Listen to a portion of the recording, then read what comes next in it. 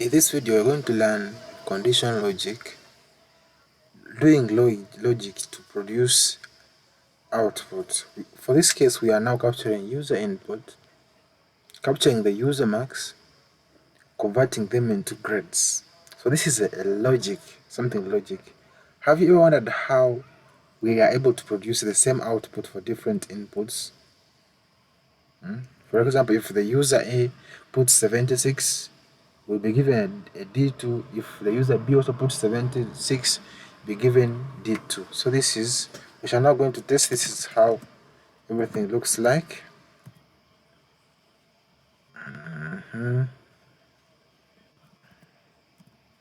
You are saying please enter your marks. Maybe if the user got 67, 68, he's having a C3. We said this is how we clear the terminal. Write the word clear, then enter. It should clear. I like using git bash anyway. It's not our main concern here. So in this video, we are seeing how the user captures, how the system captures the marks input, and then we see how they are output in the result. So for the first step, you see we are getting the user input in form of marks.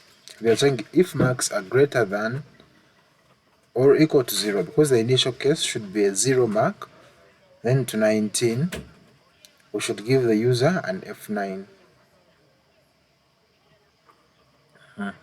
And else if, because we say if, else if, else if, else if, until the last condition that we shall say else.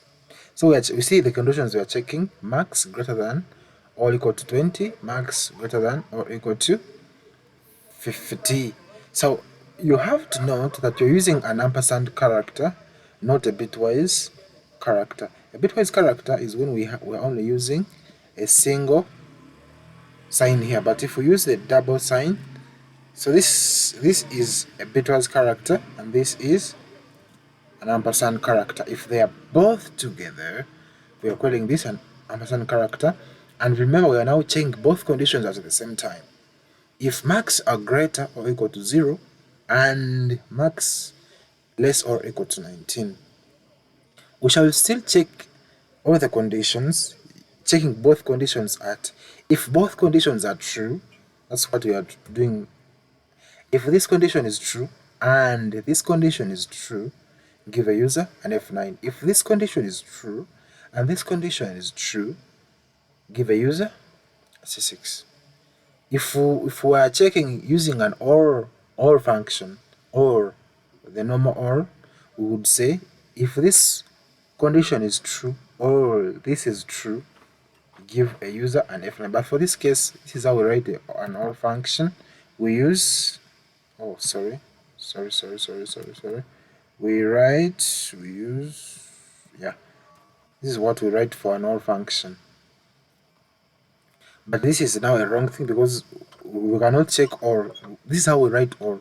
We are checking there if the right hand or left hand is true, give a user this. But this time around for us, we are using ampersand characters, so I'm going to delete this and then put ampersand characters, checking both sides at the same time.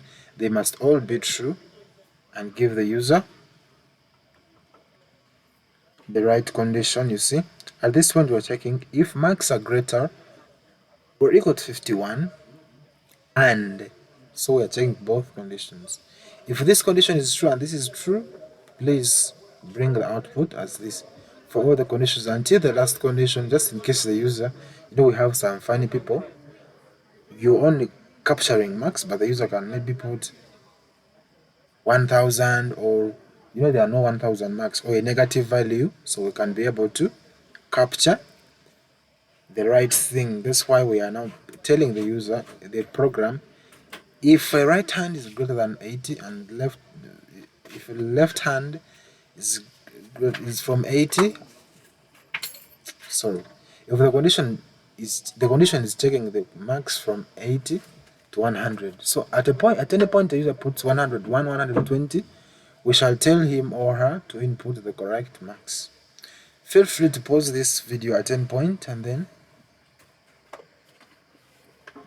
be able to do anything that you, in case you make a mistake, feel safe to come back and revisit the video and be able to get the output. Let's now check the output, like 3 conditions. As you see, we said sorry is a gcc, and then the file name, remember I called my file name if.c. then I will now be able to open an object file.